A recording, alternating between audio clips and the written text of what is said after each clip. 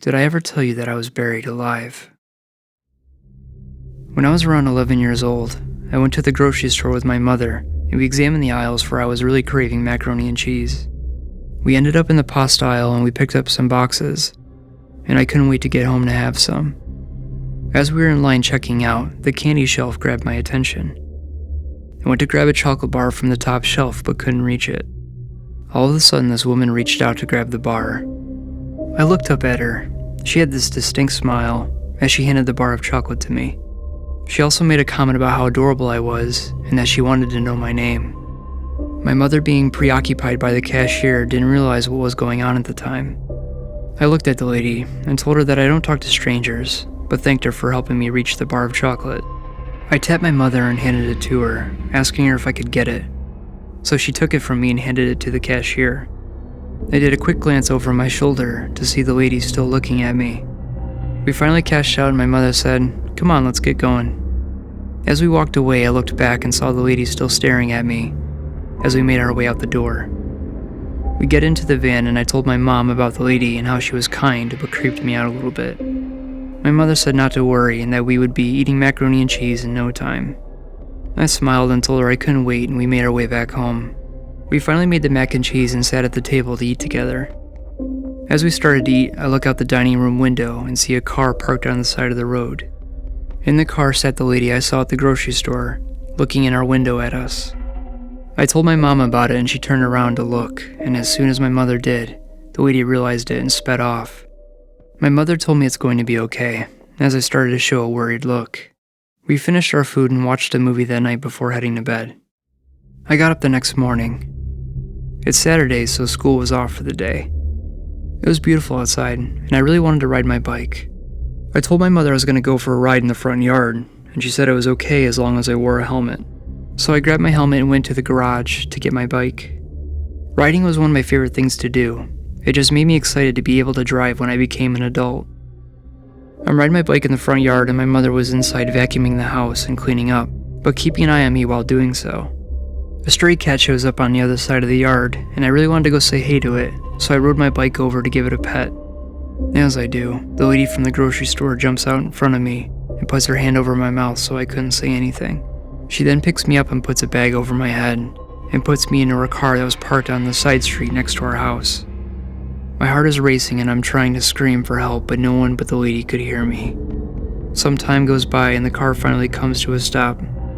The lady pulls me out of the car and picks me up. I tried squirming my way out of her grasp, but was unable to do so, as I hear her open a door and she walks inside. She puts me down on what felt like a couch and removes the bag from my head. I wait for my eyes to adjust and I take a look around to observe my surroundings. The lady is looking down at me with that creepy smile. She says to me, "Welcome to your new home. I will be your mother now." I start to scream and she slaps me to snap me out of it. I look to the right and see two boys standing there. They were both younger, probably 12 and 13. They also looked malnourished and dirty, so they must have been there for a while. The boys also had scars on them, including some freshly made cuts. The woman looks at me and says, "Here are your two new brothers, Keller and Dante." They both look at me but don't say a word. Keller lifts his hand up and gently waves to me. The woman then says, "What is your name?" And I'm not going to ask again. I gently said, "Mara." She smiles and looks at the boys and says, "Boys, meet your new sister Mara. Ain't she the most adorable little girl you've ever seen?" They still had nothing to say, but Keller kindly smiled at me. You can tell the lady wasn't very kind to the others and had a nefarious persona about her. She told me to get up, and that she was going to make dinner for all of us. I'm still shook and terrified, trying to think of a way to get out of this place and the situation that I was in. Keller's still standing there with a smile, and as the lady sees him doing it, she smacks him over the head. She mentioned to him that he smiled way too much. I yelled at her for doing it, and she said, "Oh, you want some boy to smile at you?" I insisted that he was doing nothing wrong, and she didn't take that very kindly. The lady picks me up by my arm and drags me to the back of the house, where she opens the back door. She says, "Well, Mara, looks like you're gonna need to be broken in." I scream in her face and she slaps me to get me to stop screaming. She escorts me to the backyard, where there was a hole in the ground, and the hole had a box in it that was opened, almost like a casket. She tells me to get in, and I said no to her. She then says if I didn't get into the box that she was going to make sure that Keller never smiled again. Fearing for my safety and for Keller's, I slowly make my way into the box. I laid down in it and she closed the box shut. The box had a contraption on it that allowed for breathing. It almost looked like a chimney stack coming out of it. I start to hear her say, "When you stop being a brat and screaming, I'll let you out. Then we can be a happy family." She also said it might be a few days before I could come out and to get comfortable. I panic hard at this point and start to scream for someone to help me, but no one was coming to my aid. She starts to bury me in the box, and dirt could be heard being dumped on top of me. I'm freaking out until finally the outside became muffled and all I could hear was myself heavy breathing and panting. It was just me, the box, and the earth. All I could see was a small amount of sunlight coming in through the breathing hole that she so kindly added to the box. I'm laying there in fear, but doing my best to be hopeful for someone to come save me and the boys. Thinking of my mom and how I should have never responded to the lady in the grocery store. Time passed by and I could tell it was getting dark out from the lack of light coming in through the hole. I was sore from laying in such an uncomfortable position, but I did my best to try and fall asleep to pass the time by. As I finally managed to fall asleep, I was woken up to what little I could hear through the air hole. I could tell that police sirens and emergency personnel were at the house. I started to scream as loud as I could to try and get their attention. The sirens disappear into thin air, and I can make out what sounded like men yelling. I also start to hear dirt being lifted from the ground on top of me. The digging sounds get louder and louder until the box is opened. My eyes that were filled with tears of fear became tears of joy to see police officers there to check on me. One reaches his hand out to pull me out of the box, so I grab his hand, but I had a hard time standing due to the trauma and being in such an uncomfortable position for so long.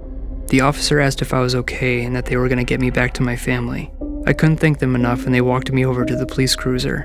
As I'm walking by the house, I see the front door open, and inside I see officers examining the place. An ambulance was there, zipping up a body bag and throwing it on a stretcher. We finally made it to the police cruiser and I saw the other two boys sitting there with blankets over them. I smiled at the both of them and I was really glad to see them once again. The officer sits me down and I begin to ask him how they found us. He mentioned that Keller was brave enough to break out and make a run to the neighbor's house 4 miles down the road and that they had contacted the police. I also asked him what happened to the lady, and he said that she ended her life as soon as she saw the police show up to her house. I was shocked and traumatized by the whole situation. The police managed to bring me back to my house where my mother was at the front door relieved to see me. She was crying uncontrollably and hugged me the tightest she ever did.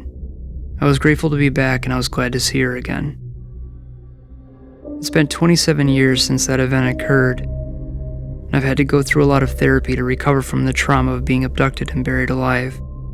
I'm still scared of tight areas and small spaces, but it's gotten better. I'm still in contact with the two boys and we've become lifelong friends through the incident. Keller showed young courage and was able to save us from that nightmare. They say to never talk to strangers and to be aware of your surroundings. I've never been more supportive of that notion and wish that no one will ever go through what we went through.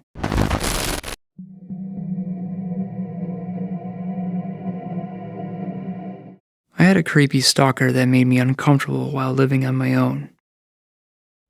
I was renting a cozy downstairs apartment in the downtown Ithaca area, and I loved that city. Originally from Montana, the culture there in New York was much different than back home. I didn't have many friends while living there, but I had my best friend living with me, my dog, Sammy. We'd go on walks all the time, and I thought the neighborhood was pretty nice and peaceful. My part-time convenience store job that I worked at all throughout my college life was only a few blocks away from where I lived.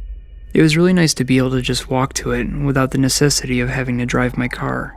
One night, I was working by myself and about to close up when all of a sudden this man walks in. I was irritated and annoyed by this guy deciding to come in a minute before we closed, but I did my best to maintain a kind demeanor. He slowly walks around and makes his way to the back cooler where he grabs a drink off the bottom shelf. He then made his way up to the counter to check out. I looked at him and he had a scar on his face, and he must have been a burn victim. He looked at me and smiled, so I smiled back at him and asked him if there was anything else that he needed. With his eyes staring down at my chest, he says, "Hey there, babe. You're really good looking. Are you single?" I lied to him and told him I had a boyfriend, to hopefully ease the conversation and send him on his way. He looks at me and says, "Well, that doesn't matter. What are you doing after work tonight?" My heart is starting to beat faster as I tell him that I'm taken and asked if he needed anything else for I was closing up for the night. He licked his lips and said, "And that's how it's gonna be. I'm good on just the drink." I finished ringing him out and my smile slowly disappeared. He says, "Thanks so much, baby. I'll see you around sometime," and he made his way out the door. I'm officially creeped out by this guy. I gave a call to my manager because I was nervous about what this guy was capable of, and I still had to walk home. My manager said to stay calm and to call a taxi so I wouldn't have to worry about walking. I agreed to that and called a taxi to come pick me up. As I get into the car, the taxi starts to drive, and as soon as he does, I look out the window to see this man drinking and watching us drive off. The taxi dropped me off to my apartment and I stepped out of the car. I made it inside to see Sammy sitting there waiting for me. I said, "Hey boy," and took him outside so he could use the bathroom. As we walk outside, Sammy finishes up his business, and I'm paranoid from the previous encounter, so I panically look around to observe my surroundings. Luckily, I didn't see anything out of the ordinary, so we walked back inside. I went in to take a shower to clear my mind and to relax. I have pretty high anxiety, so showers tend to calm me down a bit. I finished up, dried off, and walked into my bedroom to get dressed, so I could watch some TV with Sammy before calling it a night. As I'm starting to get dressed, Sammy starts to stare at the window in my room. Not fully dressed yet, I said to Sammy, "What is it, boy?" I look over to the window, and that's when I saw that scarred face again, staring directly at me while licking his lips. I don't have my shirt on, and he was staring at my chest, so I threw a shirt on quickly, and Sammy starts to get more aggressive. The man says to me, "Now I've seen you naked, and what a sight to see. This is exactly what I was looking for, baby." I scream. Sammy runs up to the window and starts to bark. The man says, "Oh boy, I'm not gonna hurt you." But Sammy didn't back down. Finally, the man leaves the window and starts to run away. I was nauseous and in shock as I fumbled for my phone to call the police. I got a hold of them and described the man, and they said they were sending police in to stay on the phone. The operator asked me for details on this man's appearance, so I told her. She told me that this man was someone they'd been looking for, since I was not the first caller in regards to him. The police show up to my apartment and I tell them everything. They said they'd keep an eye on the neighborhood, and that they were well aware of this creeper, and that it wasn't his first offense. I thanked them and closed my windows and shades. I had a hard time being alone in the apartment for the rest of the night, knowing that this guy is possibly still lurking about. Sammy was in full protection mode as well, so I anxiously watched anime with him until morning came, constantly looking over to the window and paranoid that something worse was going to happen. Later that next day, the police were able to finally find and detain him. He was an offender that had moved into the city 2 years ago. I was just grateful and relieved that I didn't have to see him again. I'm just glad I had my pal Sammy there to protect me. Who knows if the situation could have gotten any worse.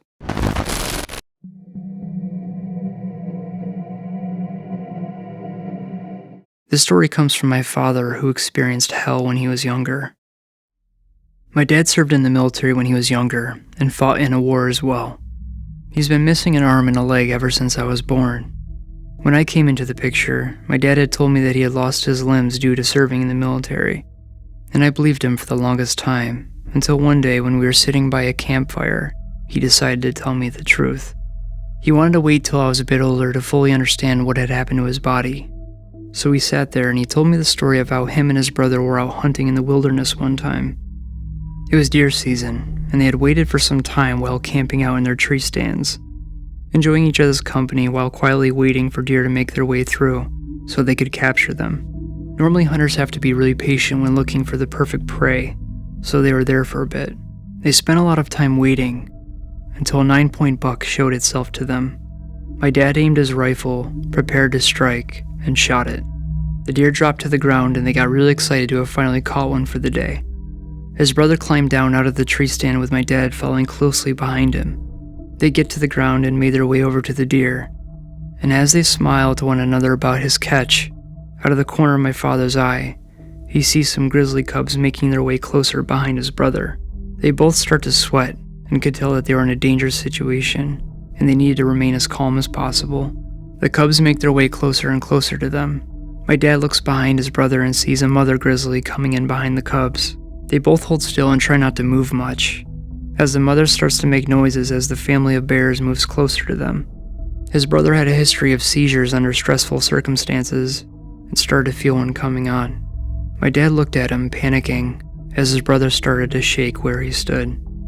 The mother grizzly took notice of the sound and instantly went into protective mode as she growled at the both of them.